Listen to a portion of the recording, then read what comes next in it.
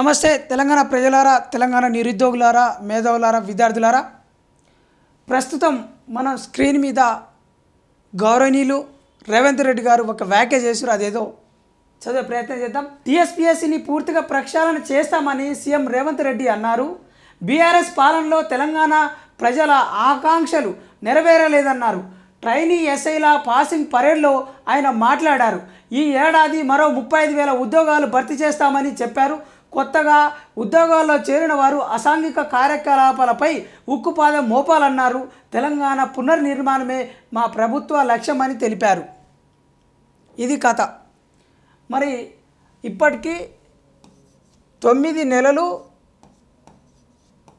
ప్రభుత్వం ఏర్పడి 9 నెలలు అయినప్పటికీ కూడా ఇంకా బీఆర్ఎస్ ప్రభుత్వం హయాంలోనే తప్పులు జరిగినాయని, మరి బీఆర్ఎస్ ప్రభుత్వం హయాంలోనే మరి పేపర్ లీకేజో బయోమెట్రిక్ ప్రాబ్లమ్స్ వచ్చినాయని, మళ్ళా గ్రూప్ 1 నిర్వహించాల్సిందని మీరు వివిధ కోణాల్లో మొత్తం మీరే మాట్లాడుతున్నారు. మరి 9 నెలల వరకు ఇంకా ప్రక్షాళన చేస్తూనే ఉన్నారా టీజీపీఎస్సీని? గ్రూప్ 1 ప్రిలిమ్స్ అయిపోయింది, మెయిన్స్ కూడా షెడ్యూల్ అయ్యి ఇప్పుడు అక్టోబర్లో ఎగ్జామ్స్ ఉన్నాయి. అంటే ఎగ్జామ్స్ అన్నీ అయిపోయినాక ప్రక్షాళన చేస్తారా మీరు? అంటే గత ప్రభుత్వంలో టీఎస్పీఎస్సీగా ఉన్నప్పుడు దాన్ని పూర్తిగా ఎత్తేయడం కోసం దాంట్లో నిజంగా ప్రక్షాళన చేయాలని మీరు పెద్ద ఎత్తున యుద్ధమే చేశారు కదా. మరి ఎందుకని ఇంకా నీరు గారుస్తున్నారు?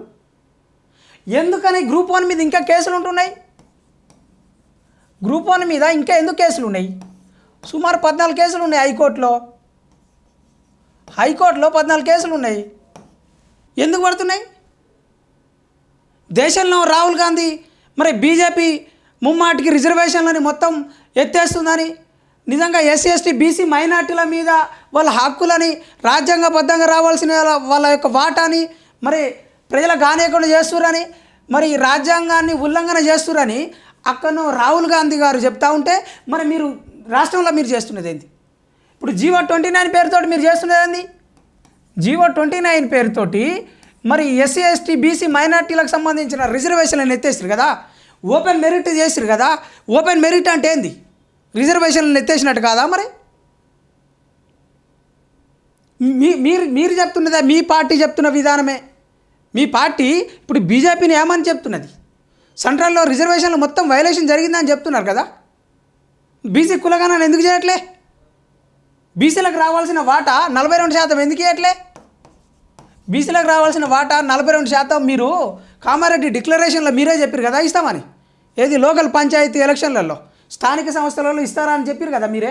మరి ఎందుకే ఎట్లే మీరు ఈ 42% ఎందుకు ఎట్లే?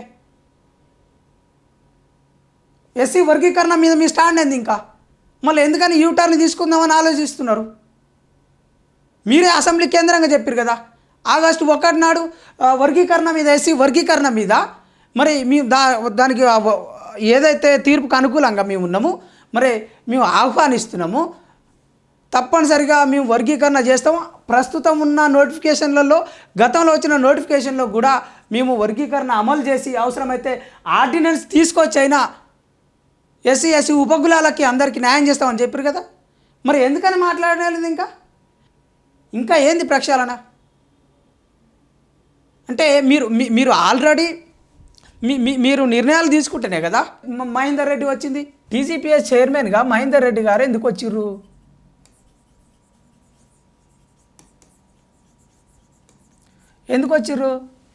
ఈసారి ఎందుకు వచ్చిండు? అంటే ఈయన కూడా సరిగ్గా చేయట్లేరు అని చెప్తున్నారా మీరు? అంటే మా ప్రభుత్వం కూడా వైలేట్ చేసింది రిజర్వేషన్స్. మా ప్రభుత్వం కూడా లోకల్ నాన్ లోకల్ని దానికి సంబంధించిన అంశాల్లో కరెక్ట్గా చేయలేదు. అంటే ఇప్పుడున్న ప్రస్తుతం ఉన్న రిక్రూట్మెంట్స్లో కూడా ఈ అవకతవకలు జరుగుతున్నాయని చెప్తున్నారా మీరు? డిఎస్సికి సంబంధించిన విషయంలో అట్నే చేసిర్రు, గ్రూప్ 1 విషయంలో అట్నే చేసిర్రు. ఇప్పుడు గ్రూప్ 2 గ్రూప్ 3 ఆ పోస్టులు పెంచుతామని చెప్పారు. ఎక్కడ పెంచిర్రు? మళ్ళీ డిసెంబర్ 15, 16 కానీ ఎగ్జామ్స్ పెడతామని పెట్టిర్రు. క్యాలెండర్ ఇచ్చిర్రు, క్యాలెండర్లో ఎలాంటి పోస్టులు లేవు. మొత్తం డొల్లా క్యాలెండర్లో.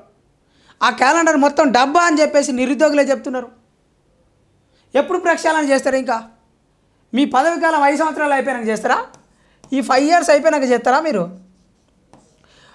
ఒక సైడ్ ఏమో హైడ్రా పేరుతోటి ఆ బిల్డింగ్లన్నీ కూలగొడుతున్నారు. వ్యాపారవేత్తలు, బిజినెస్ మ్యాన్లు వదిలిపెట్టు, మరి పేదల ఇండ్లు ఎందుకు కూలగొడుతున్నారు? ఎన్ని అంశాలు ఇవన్నీ ఏంటంటే మీ నిర్లక్ష్యానికి నిలువెత్తు నిదర్శనం. కాంగ్రెస్ పార్టీ ముమ్మాటికి నిరుద్యోగులని, పేదలని, ఎస్సీ ఎస్టీ బీసీ మైనార్టీ ప్రజల్ని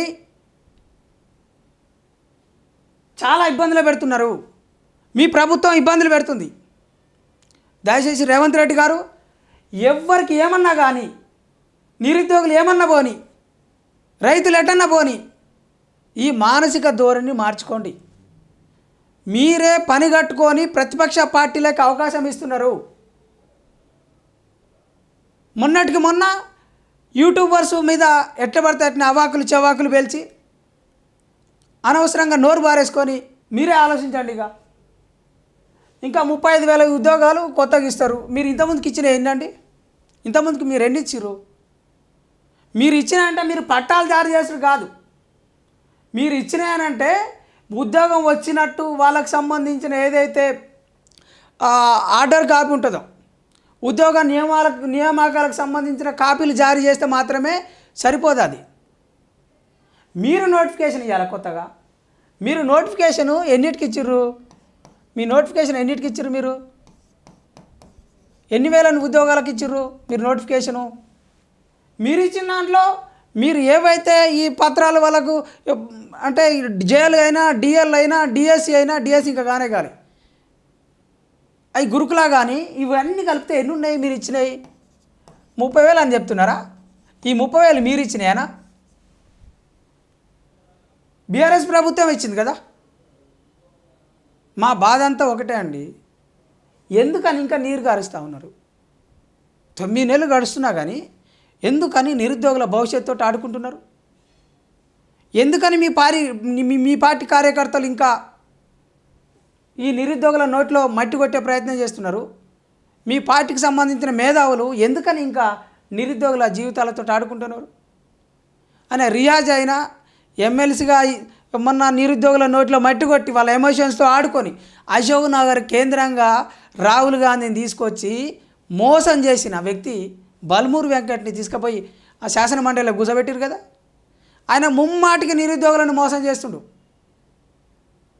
నిరుద్యోగ జేఏసీ పెట్టి నిరుద్యోగ పక్షాన సుమారు 2 దశాబ్దాలుగా ఫైట్ చేస్తున్నటువంటి మానవతరాయి కూడా మళ్ళీ అదే పాట. చెనగాన్ దయాకర్, నువ్వు స్టూడెంట్ లీడర్వే కదా, నువ్వు ఉస్మానియా యూనివర్సిటీలో విద్యార్థి నాయకుడివే కదా, మరి ఎందుకని ఇట్లా ఎవరిని మోసం చేద్దామని, ఇంకెంతకాలం మోసం చేద్దామని? దయచేసి వెంటనే టీజీపీఎస్సీ లోపాలు ఏమున్నాయో మళ్ళొకసారి బేరీ చేసుకోండి. మీరు ఇచ్చిన నోటిఫికేషన్లో మళ్ళీ తప్పులు ఉన్నాయి, చాలా తప్పులు ఉన్నాయి. అందుకనే కోర్టు కేసులు పడుతున్నాయి.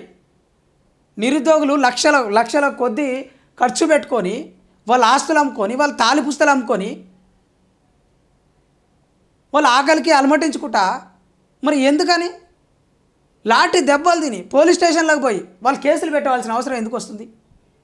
ఏం ఆలోచించారా? ఇంకెప్పుడు ఆలోచిస్తారు? వెంటనే మీ ధోరణి మార్చుకోండి. ఈ హైకోర్టు కేంద్రంగా పడ్డ ఏవైతే ఉన్నాయో కేసులు అన్నీ ఉన్నాయో, 14 కేసులు ఉన్నాయి.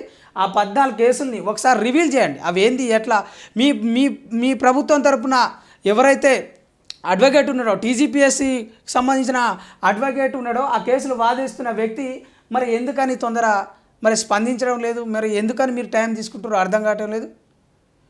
ఇప్పుడు జరుగుతున్న మెయిన్స్ కూడా చాలామంది అభ్యర్థులు చదవడంలే. మీరు సెలెక్ట్ చేసిన 31,383 మంది కూడా మెయిన్స్కి సరిగా చదవడం లేదు.